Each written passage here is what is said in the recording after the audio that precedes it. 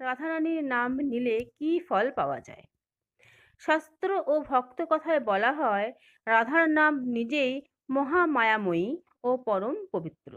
শ্রীকৃষ্ণের নামের থেকেও রাধা নামের মাহাত্ম্য অনেক স্থানে অধিক বলা হয়েছে।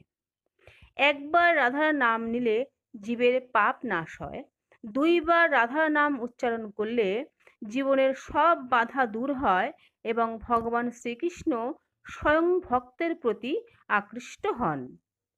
রাধা নামের মধ্যে এমন শক্তি আছে যে কৃষ্ণ নামও সহজে হৃদয়ে জেগে ওঠে। পদ্মপুরাণ ও অন্যান্য গ্রন্থে বলা আছে, যে ভক্ত একবার রাধা বলে ডাকেন তার হৃদয়ে ভক্তি প্রস্ফুটিত হয়, আর দুইবার রাধা রাধা উচ্চারণ করলে ভক্ত কৃষ্ণ প্রেম লাভের অধিকারী হন।